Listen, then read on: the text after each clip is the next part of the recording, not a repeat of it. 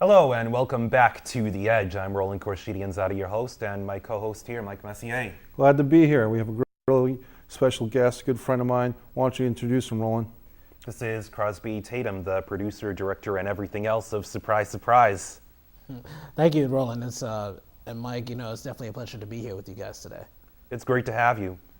So what can you tell us about Surprise Surprise? Well, our movie, Surprise Surprise, is a romantic comedy about a smart but socially underconfident college student who tricks his womanizing best friend into dating an internet girl from the internet to save his grades and scholarship.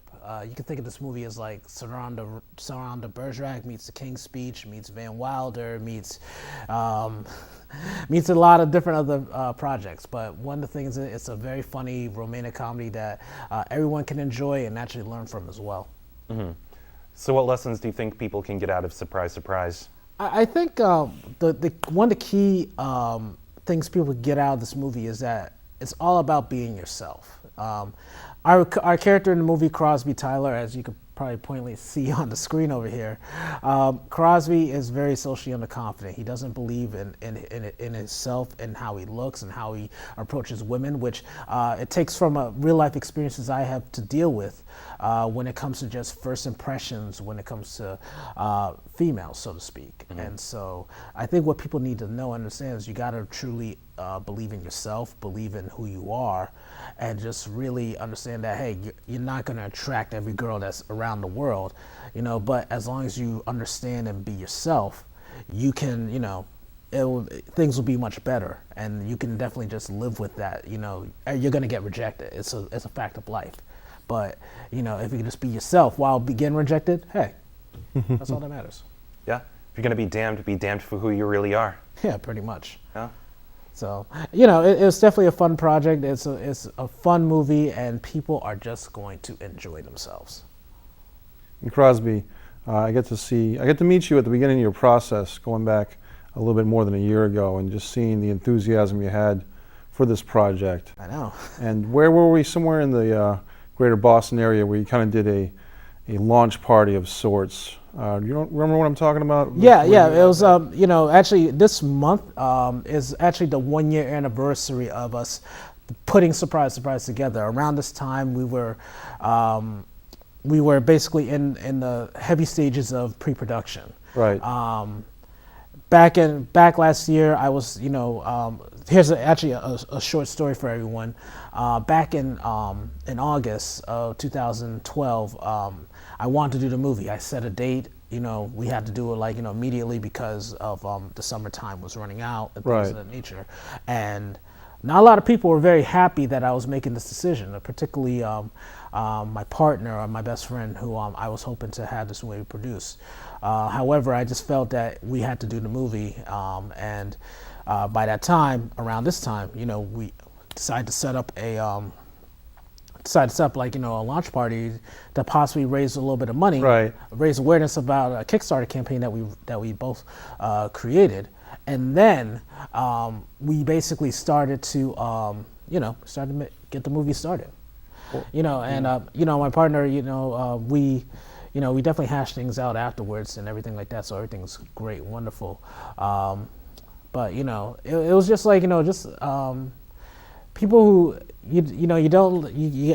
whenever you start a project, you always just want to just take the negative out, just think about the positive things and say, okay, I'm going to do this. I'm going to do this, and I'm going to do the best job I possibly can with this, because that's what it's all about. It's just doing things that make you happy, and hopefully others can be in that happiness as well. Well, keeping a positive attitude, Roland, as we know, is so important. And absolutely.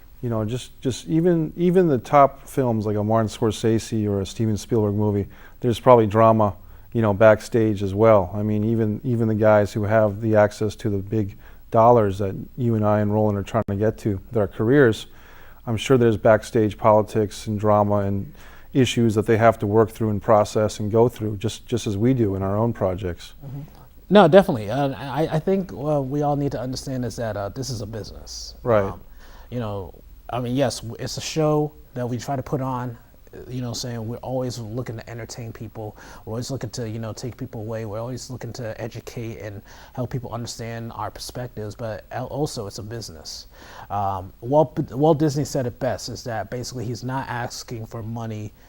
He's not making movies to make money. He's actually asking for money to make more movies. Right. Right. That's what I'd like to do. Yeah. Because there are different stories to tell, and there's different ways that people can, tell people about, give people a different, unique perspective, and probably change a couple of rules and change things around the world. I mean, we all would love to see change in our world, and we definitely want to leave this world better than what we found it.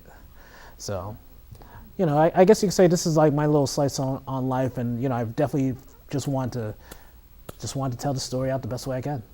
You were involved in the film yourself, Mike. Yeah, it was cool because I heard about the movie online, probably, if I remember correctly, somewhere on Facebook, if I'm going back in my memory correct. And I contacted Crosby, and I kind of sent him some pictures of me in different states, and probably you might have seen the one with me in a leather jacket where I kind of looked tougher than my normal cuddly self. You was looking buff. You was like, man, I'll kick your behind so bad. Everything. You have to have a picture of that.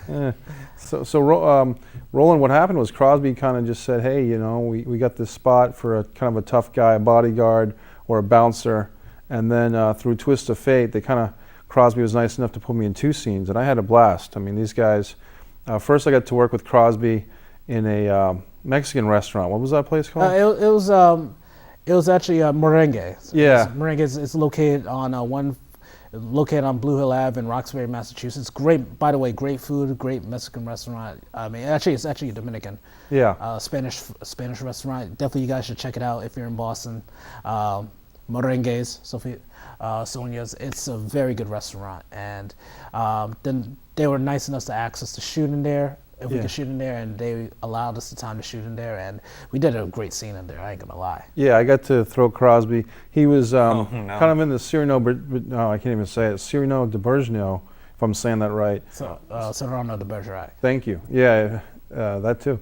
But I got to throw Crosby's character outside as he was spying on the date. And what's fun in the movie? I think the character's name is JD. Is that right? Your buddy in the movie? No, Jay. It's Jay. Jay, I'm sorry. Which one is he's he? the womanizing best friend. He's the one going like this beard? with his... Yeah, the guy with the beard. Yeah, he's an ugly guy. I just want to let you know that. Oh, are you going to take that? Yeah, Jay, you're going to take that. So Jay... He's great. He's great. And I was getting confused because the actress, her real name is JD, right? JD Ashell, she plays Cynthia Simpson in Surprise, Surprise, and Jay Holland. As you see pictured there, he's my womanizing best friend. His character's name is Jay. Right. So I always get that mixed up in my head, but they're on a date, and you're kind of spying in the background. You have this little contraption that allows you to spy on them in the Mexican restaurant. Right, a toy bionic ear. And what you're doing is to make sure that they have a good time because she thinks she's with you based on the internet correspondence, and you're kind of eavesdropping, watching them, and then I catch you with this gizmo, and I think you're some type of, interesting dude with the gizmo, and I say, got a ticket, bub, is my big line. And you kind of react, and then I get to throw Crosby outside. And the local people in the community were a little bit alarmed that you and I were kind of having this altercation. No, not only alarmed, I mean, let's be honest. We were in the hood. Right. We were in the hood. And if you guys don't know what the hood is like, let me give you a little bit of like a runway understanding of where the hood is. See, when a white man throws a black man out of a restaurant, you're going to get some people around the neighborhood that be like, blah, blah, blah, blah, get your ass shut. You don't foul like that. I think people were drunk. I think there was a crackhead down the street that was just like, oh, no, you know, you couldn't understand anything what people were saying. Right. It was actually I'll be honest, it was one of the best highlights of the movie. I mean, everyone on the cast and crew were just laughing because when we heard it in playback. Right. In our dailies, we were just rolling because it was just definitely blooper reel material. Oh my goodness! And love to see that. A little shout out to our buddy Tally Clemens because he got to escort me back to my vehicle that night. Oh, yeah. After that scene, I was a little frightened. Oh yeah. No, Tally, he don't take no mess. Yeah, he's a good real life bodyguard for me in that situation. But I had fun, and the food was great. And then I got to come back for a scene with Jay and JD, if I'm, Yeah, right. So I got to go back to work with them in the movie theater scene. And where was that taped again? That was we used Brookline Access Television Theater. Yeah. The spaces that we were looking at to do the theater scene, they were a little budget, Yeah. they were a little like out of our budget range. Right. When you're making an independent feature, you're always conscious of the budget. You know what I'm saying, and just making sure we had enough money to do the things that we need to do. Especially with our budget, we were bootstrapped to the T. Right. People, saying they look at budgeting like, you got low budgeting, you got mid budgeting, you got high budgets. You also got micro budgets. Yeah. Ours was atom budgeting. Right. Our budget was the size of an atom. And you just get it done through hard work, and I'm still there. I was going to say I've been there. I'm still there. I know the deal. I mean, you just press on, and you get the right people who volunteer their time and energy and their hard work, and sometimes you want to. You guys always had food for us. Would you have some really killer pizza that night? Oh yeah. Yeah, that was like you had like 7 or 8 pizzas for everybody, and that was a fun scene. What I liked about working with Crosby, Roland, in just the short scenes that I had was just. It was really a good time feel, people had the right positive attitude. Close-knit community. Yeah, Film. yeah, but you had people like me coming in for just a couple of days who just kind of came in and had a good time, and was welcomed with open arms. Opal, one of your colleagues, really great lady, and yeah. Yeah, Opal Thompson, who is one of our associate producers and directors of the movie, she we always talk that when we do a project, we want to make people feel welcome, that they're a part. They're not just a part of a movie; they're part of a family. Yeah. In our company, Triceptus Studios, we say you're a part of the family. You're part of the Triceptus Studios family. We want to make sure you feel comfortable. We want to make sure you feel at home. We want to make sure that you feel like you're not just part of a movie. You're part of an experience of life. Right. That we want to share with the entire world. And so, that was our thing with all of us, is that we just want to welcome you in and just basically make you feel comfortable at home, and just get you in the right frame of mind to just get the scenes done that we want to get done. Really exploit your character and just do all the things that we want to do, and just have fun, really, because this business it could get crazy, but if you're having fun, that's all that matters. So this was your first time working together or not? First time, yeah. It is. And honestly, I've known about Mike for a couple of years through our mutual friend, Mark Allen Wood. Oh yeah. I remember back in 2009, Boston Film Night, outside the Somerville Theater, I seen an interview that was done between you and Mark. And actually, on that same night, a trailer that I shot called All for One, which we were trying to get picked up by a network. It was featured at Boston Film Night. It was selected as one of 35 projects. Nice. And personally, I love the entire event because I felt like that was just, we just had fun that night. It was Kevin Anderton, I think, put that together, if I got the names right. And thanks, Crosby, for mentioning that. That was one of my interviews for Wrestling with Sanity. And interesting you mentioned that because Roland, as you know, these circles just between Boston and Rhode Island and even parts of Connecticut, one of Crosby's actresses, JD, I recently introduced her to Rachel Cook, who was a guest on the show right here with you. Right. So the networking in this area can really be great. No, it definitely can, and it even goes as far as L.A., believe it or not. Yeah. Really? One of our actresses, Dalmachet Ross, who plays my mother in this movie, and surprise, surprise, she flew all the way from Los Angeles to Boston just for one scene. Wow. That's commitment right there.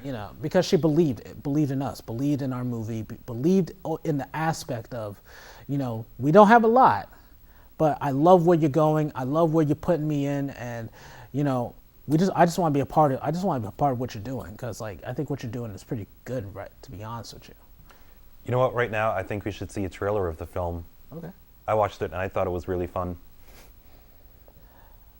Did you meet any new girls lately? Well, What the hell? Ow!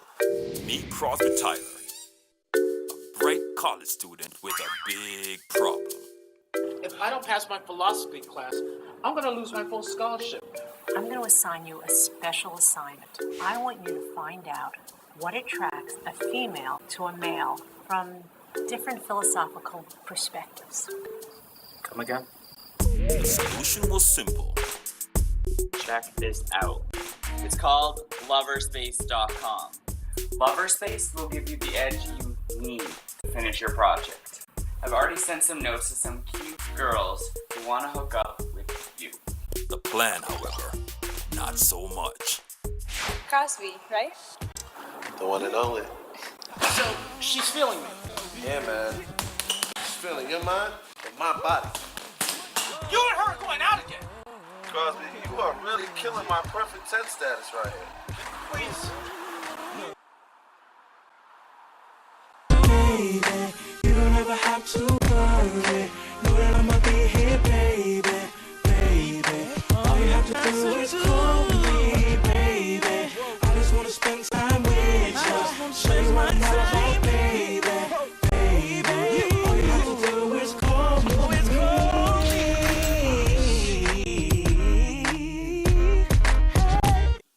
I love you, man. Shut up.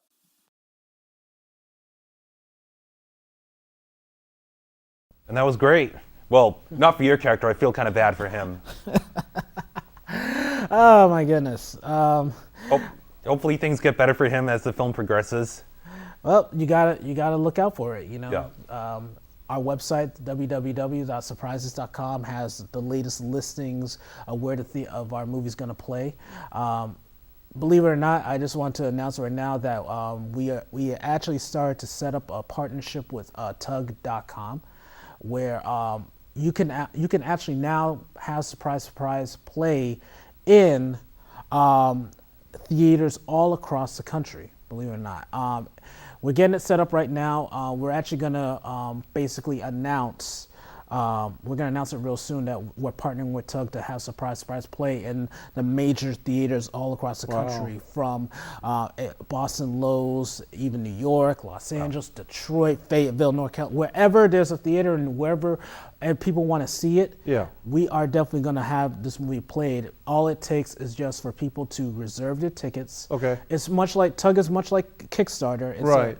It's basically, it's crowdfunding, it's crowdsourcing, but you're now crowdsourcing for finished films and tickets. Nice. So basically, if you want to see our movie, all you gotta do is just go onto our website, surprises.com, and then basically click on our links with a Tug screening, reserve your ticket. If we meet a threshold, between 50 or 80 seats of that matter, then our movie will be played. If you don't, if we don't meet our threshold, your credit card won't be charged, and nothing will happen.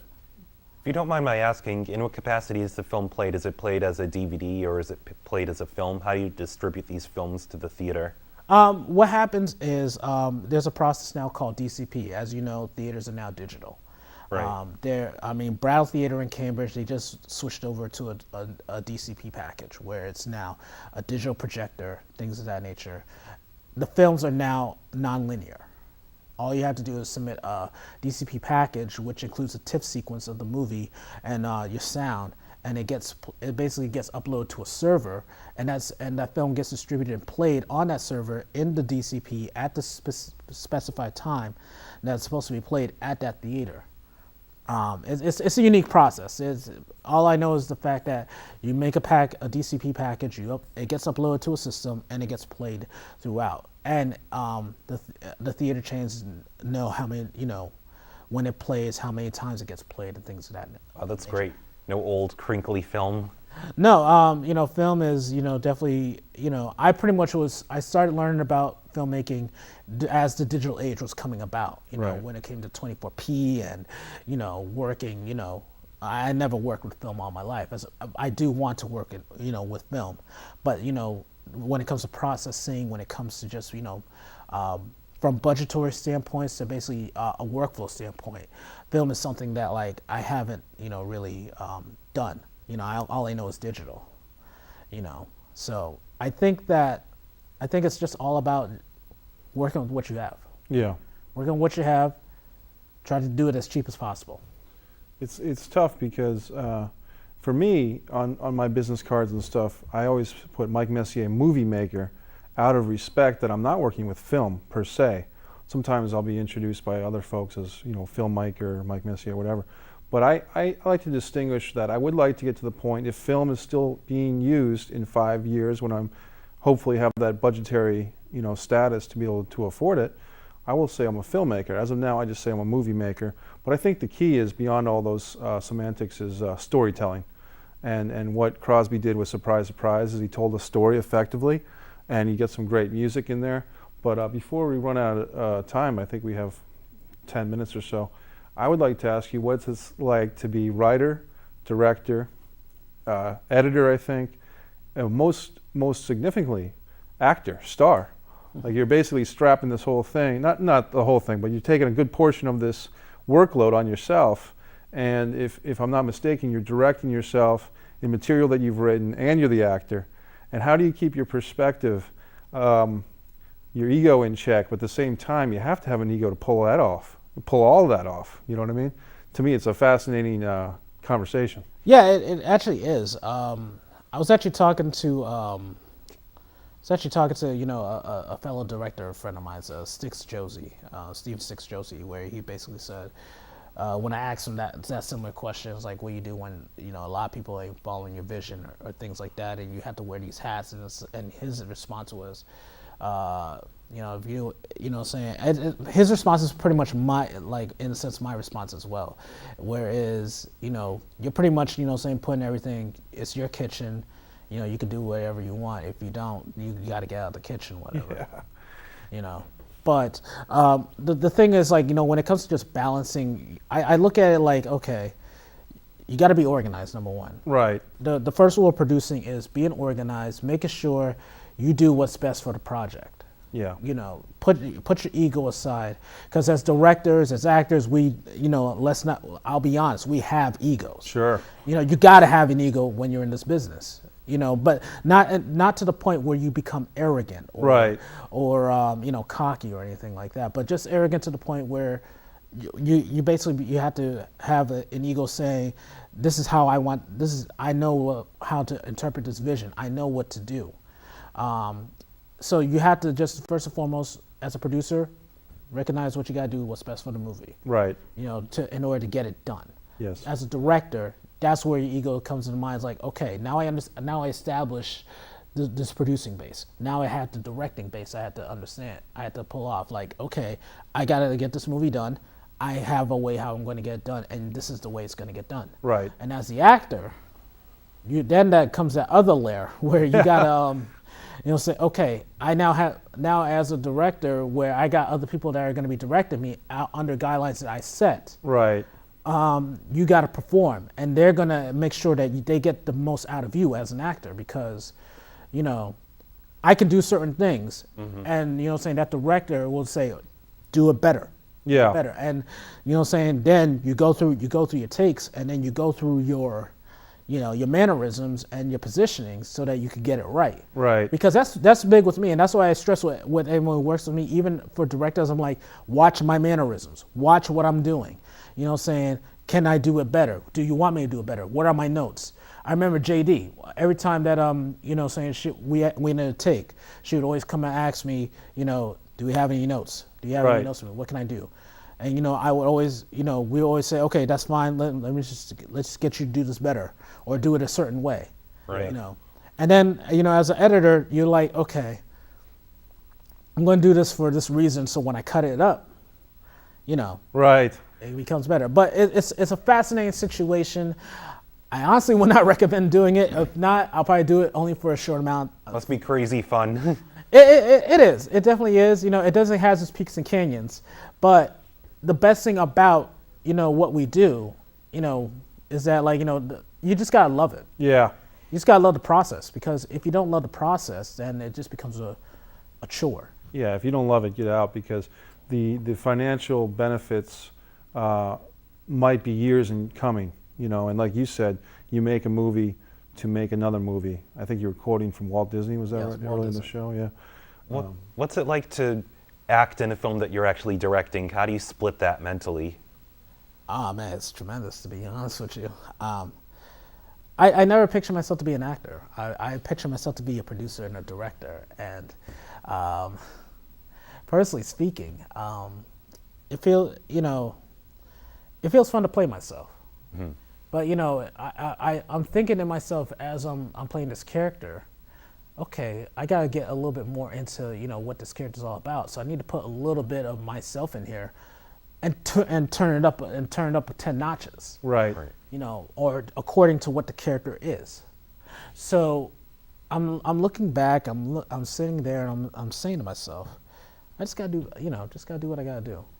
Have fun, relax. I mean, it's a unique juxtaposition. So, what can I say? It's just fun. Exactly. Okay, that was Surprise, Surprise we just discussed with Crosby Tatum. It was a pleasure to have you on. Thank you, Roland. Appreciate it. Yep, you're welcome. Hope to Thanks, have you on Crosby. again. Thank you. Thank you for having me. Yep. Any last words, Mike? Great to see Crosby and Roland. Great to be here. Thank you. All right, thank you for watching To the Edge. We'll see you next week.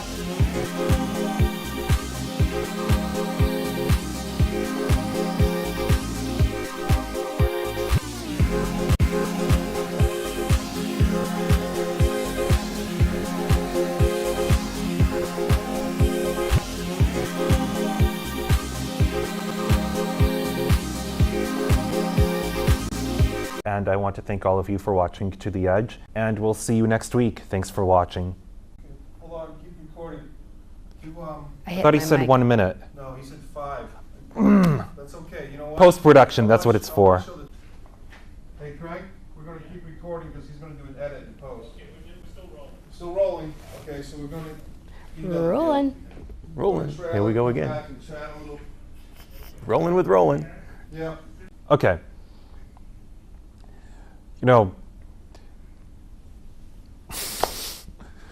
Speechless. We've left you speechless. You can We say are that. amazing, Larry.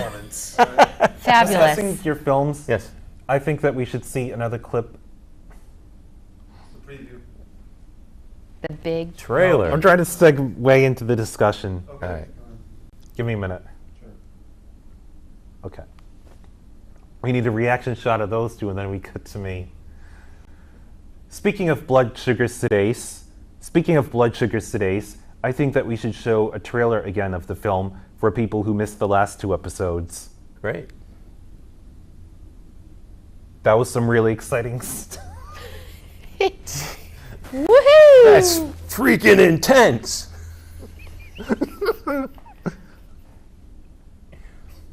Someone has the sillies.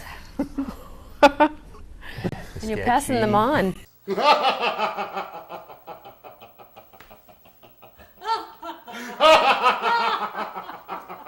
Serious mode. Got everything has to be shared, Roland. That was a great... Sorry. Slap me, woman.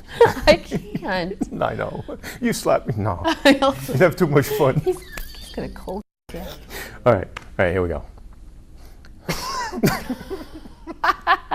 No, I got it now. It's not a funny movie. All right. That was great. That stuff happens. Stop recording. No, keep rolling, keep rolling. Okay, fine, whatever. Keep rolling. Yeah, Just okay. breathe it out. buddy. You got it. Breathe it out. Okay, that was great watching. That was great watching you two on Blood Sugar Sedase. It was a real pleasure to see your performance again after having seen the film at the Brooklyn Coffee Shop. Yeah, it's pretty intense, huh? Yeah. It's pretty deep. Exactly. On this mountain. Maybe do one last outro, Roland, just so you make sure we have a nice outro. Okay, yeah. Yeah. We'll do one more outro, Craig. Okay. Anytime. Now I feel like I'm in a film. You are.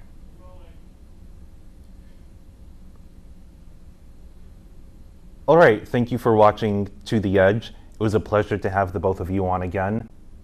Thank you and have a good day.